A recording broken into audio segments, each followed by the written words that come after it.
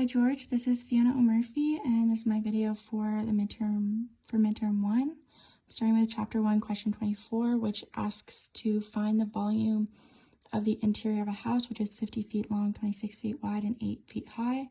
To find the volume, you multiply the length times the width times the height. So I multiplied 50 feet times 26 feet times 8 feet, which equals 10,400 cubic feet. Use the conversion 1 foot equals 3,048 meters.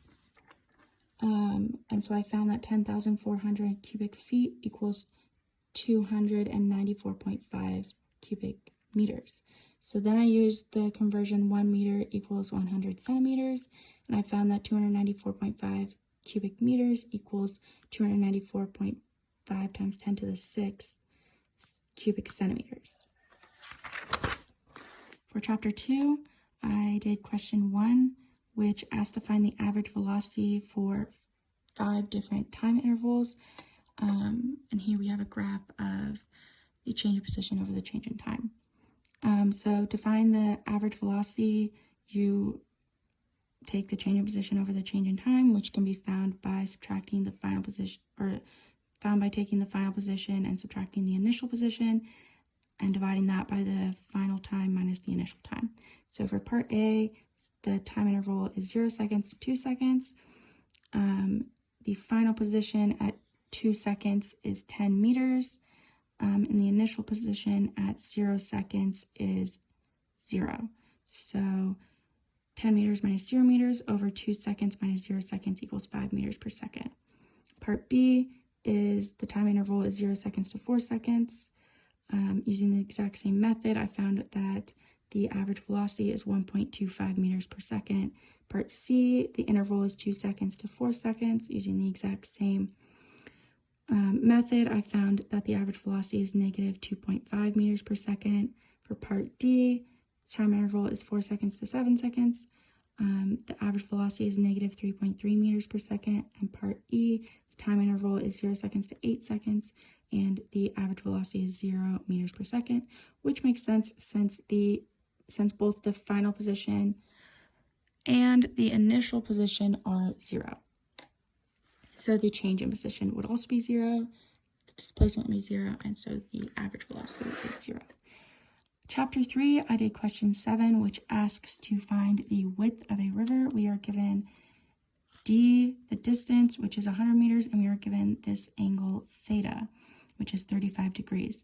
Using the trig identity, tangent of theta equals opposite over adjacent, I plugged in 35 degrees for theta, and I plugged in 100 meters for the adjacent, since D is adjacent to the angle theta, and then the width is the unknown, and it is opposite the angle theta. So plugging that in, I could solve for the width by multiplying 100 meters times tangent of 35 degrees, and I got that the width equaled 70.0 meters. Chapter 4, I did question 2, which asked to calculate the speed of a hawk's shadow on level ground. Since velocity normally has or can have an x and a y component,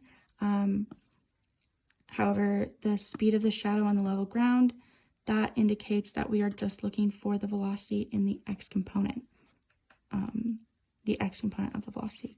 And so we are given the angle theta of the bird's flight, and we're given the velocity as well, which is 5.00 meters per second. So here I've graphed that out, and here would be the x component of the velocity, and here would be the y component. And we know that because the x component because the cosine of theta equals adjacent over hypotenuse. Adjacent would be this side, which is adjacent to the angle theta. And the hypotenuse would be the velocity, 5.00 meters per second. So I plug that in, and I solve for x, the adjacent side, which would be the x component of the velocity, by taking 5.00 meters per second times cosine of 60 degrees. and I found that equal to 2.5 meters per second, which is the velocity of the hawk shadow. For chapter 5, I did question 9. Part A asked, through what distance does the ball move before its release? We know that the initial position is 0 meters. We know that the initial velocity is 0 meters per second. We were given that the final velocity is 18 meters per second, and we were given that the time at the final velocity was 170 milliseconds, which is equal to 170 times 10 to the negative 3 seconds. So the final position, we know this formula here, that the final position equals the initial position plus 1/2 multiplied by v initial plus v final and multiplied by the time. So using this formula, plugging all of this in, I found that the final position is 1.53 meters. So for part B, the magnitude, we were finding the magnitude and the direction of the force that the pitcher exerts in the ball. We start by finding the mass of the baseball. We are given that the force of, or the gravitational force exerted on the ball is 2.21 newtons down, and we are just going to assume that down is negative, even though it doesn't really matter because the negatives will cancel out.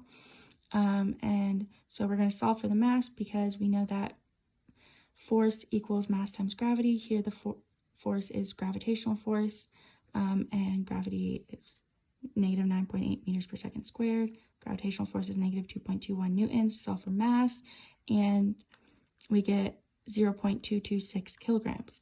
So then we are going to solve for the acceleration in the x direction, and it's the x direction since the ball is moving horizontally, and we don't need to look for the y component for the acceleration, since that would be the acceleration in the y component. Anyways, so we use this formula to find the acceleration in the x direction. We plug in 18 meters per second for the v final in the x direction. We plug in 0 meters per second for v initial in the x direction, and then 170 times 10 to the negative 3rd seconds for time. And we get that the acceleration in the x direction is 105.8 meters per second squared.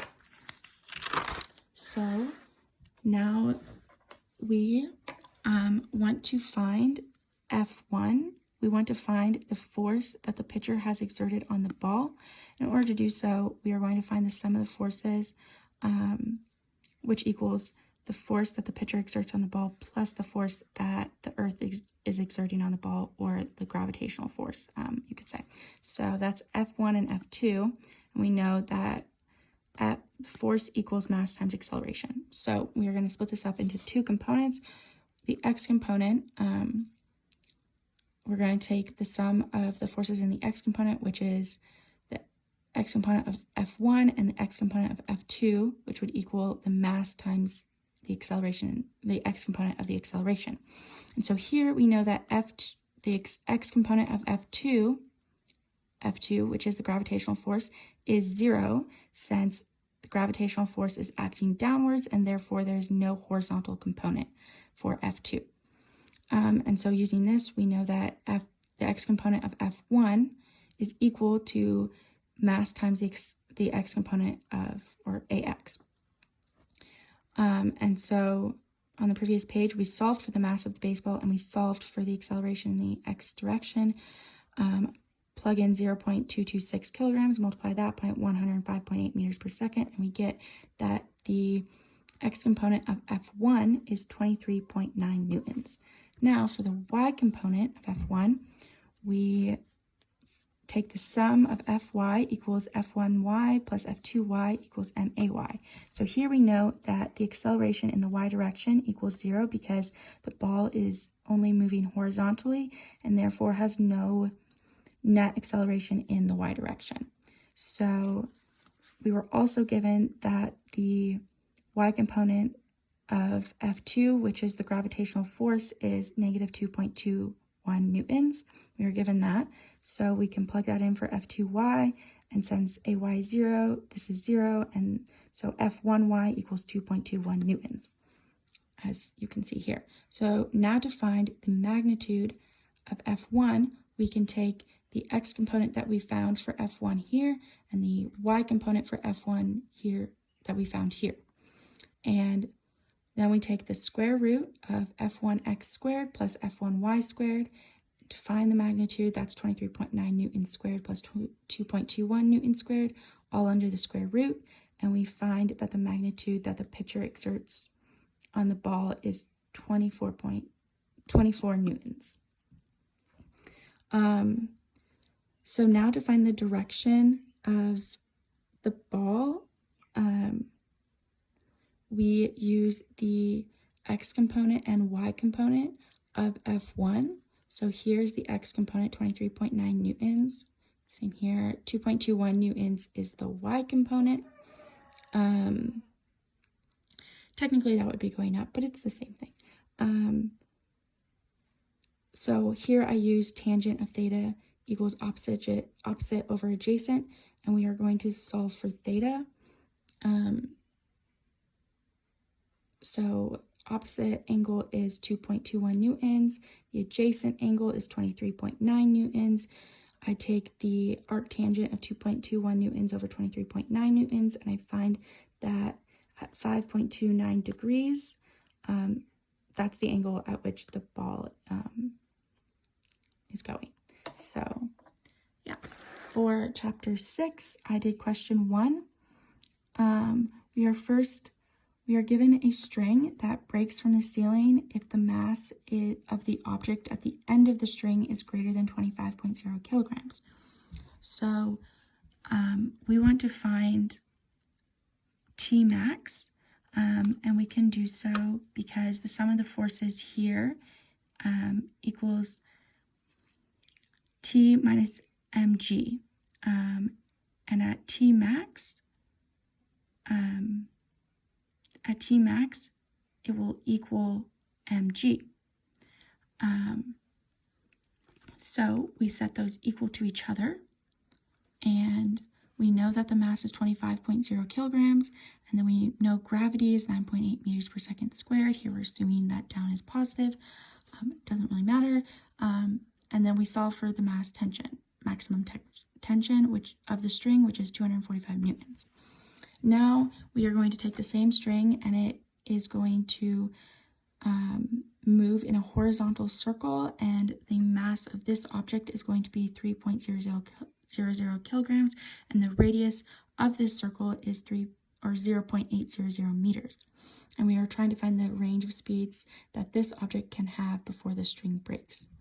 So we can take the sum of the forces in the x direction because it's moving in a horizontal circle. There is no y component.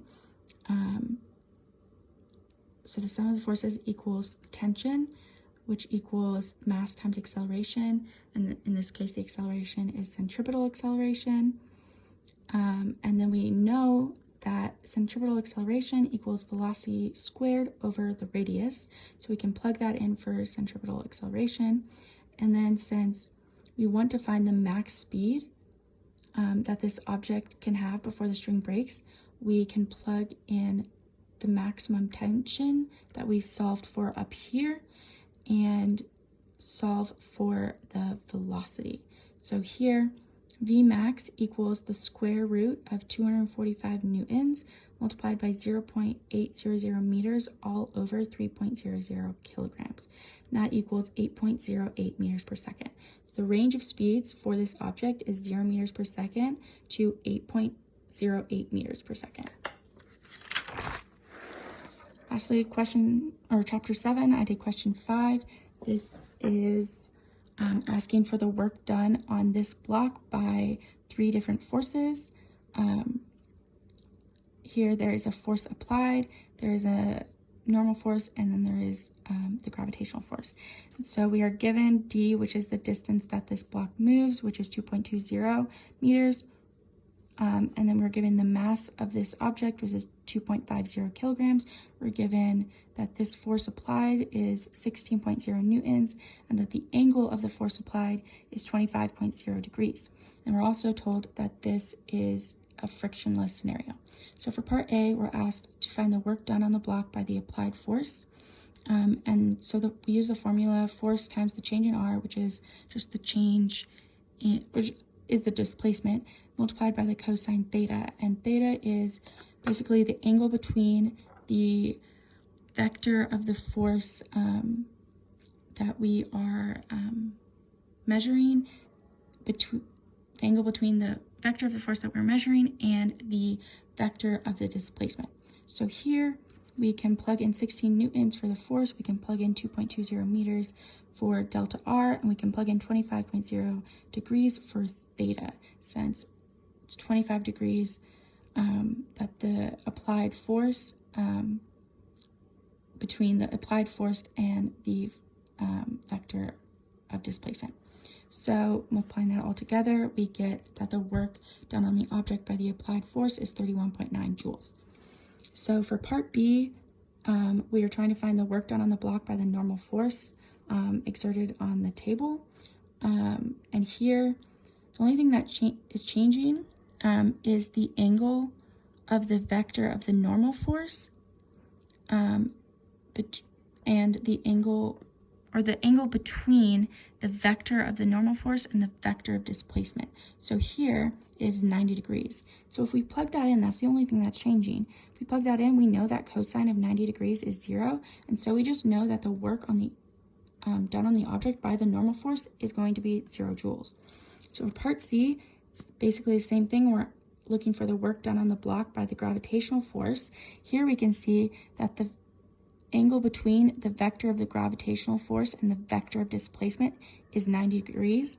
So we plug in 90 degrees for theta, and cosine of 90 degrees is 0. So we can say that the work done on the object by the gravitational force is also 0 joules. Finally, part D asks for the work done on the object by the net force. So here we would add up the work done on the object by 1, 2, 3 of these forces, these that we calculated. So we add 31.9 joules plus 0 joules plus 0 joules, which equals 31.9 joules.